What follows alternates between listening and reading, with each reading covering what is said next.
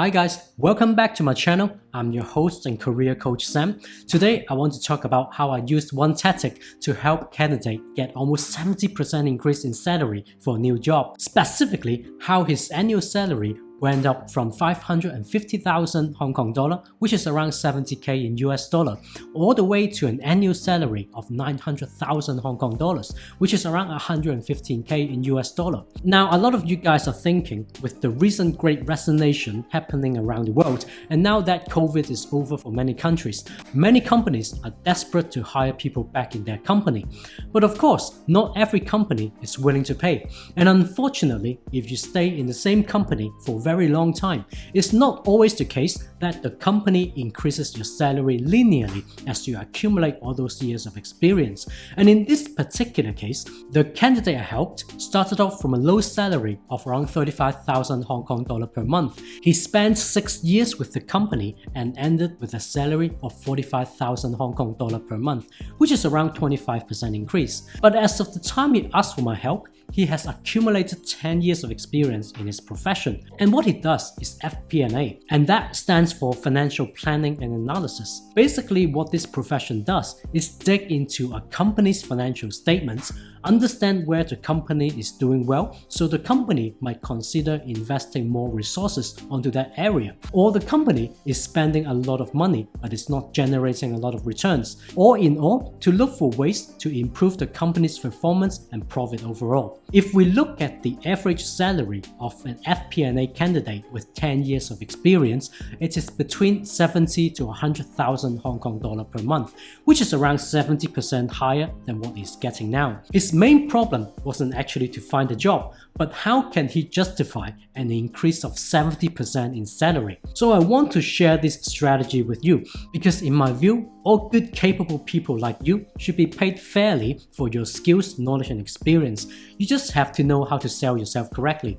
So without further ado, let's begin. Now, to be honest, this strategy is not really a strategy. I just help the candidate how to answer a typically asked common interview question, and it is, what is your expected salary? I will reveal the actual answer at the end, but I want to talk about 3 keys you should be aware of when you talk about salary. Number 1, you need to understand your values. A lot of candidates that I met and helped believe they are underpaid, and many of them struggle with exactly the problem this candidate faced. They worked in the same company for a very long time, but the salary didn't catch up with the years of experience they accumulated. Of course, in the interview, you could simply say you have now accumulated X years of experience, so you believe you should be paid the market rate. And this is surely a way, but I don't believe it is convincing enough. And the reason is because every company's pay policy is different. Some company might pay you a lower salary with a higher performance bonus. Some company might give you a lot of perks like benefits and in return pay you a lower salary. Or some company might pay you a high salary without a massive year-end bonus.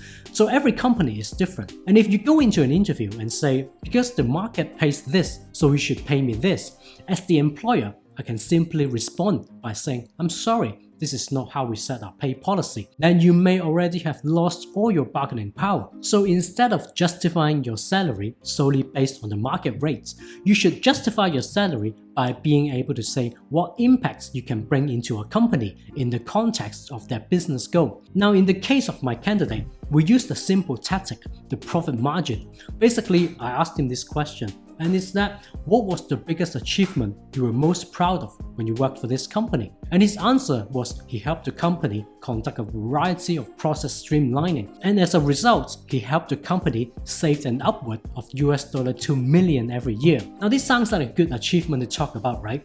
And I basically said to him, this is the value you provide to a company, and we just need to dress up this number in a way that helps hiring managers understand. So we use this number, profit margin. Basically, the message we wanted to convey is that we helped increase the operating margin by 2% to 70% in over 3 years, and that equates to a saving of $2 million every year. going forward. We tell them this amount of money is their return on investment. In sales and marketing, if the perceived value of buying an item is higher than the price to buy the item, this is a positive return on investment.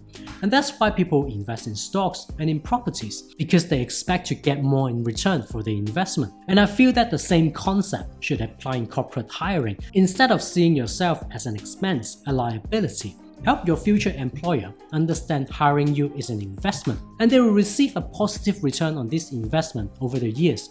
The bigger the return, the higher the salary.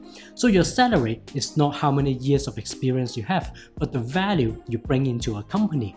And this is how I help the company justify such a high salary increase. The second key is treat every interview question as a chance to sell yourself. Now, of course, you can't predict what the interviewer will ask you in an interview, and chances are you probably won't be asked the questions directly related to the concept I talked about just now.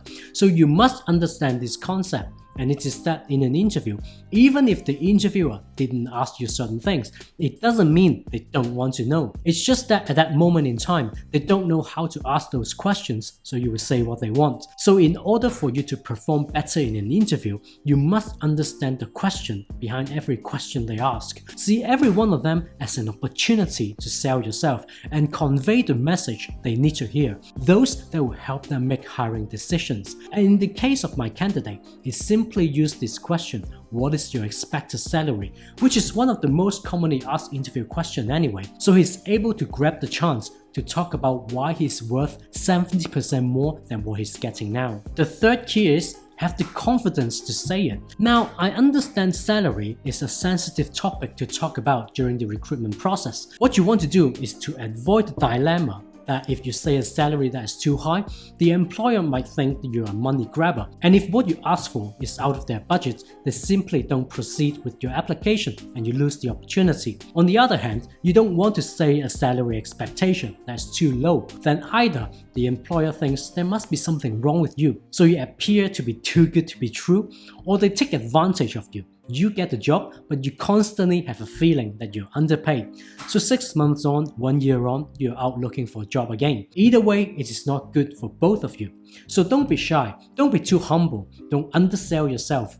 Be open and honest about the salary you're looking for, but learn to explain why you're worth that much. Show that you're confident about your work, so you're not only the best person for the job, but also they will get more in return by hiring you. It is a positive return on investment. So we've talked about the 3 keys into asking for higher salary. What was the actual answer I helped the candidate construct? And here it is. My current salary is around 45,000, but of course, everyone would like a salary increase when they change jobs. And now that I've accumulated over 10 years of experience in my field, I understand the average market rate is between 70 to 100,000.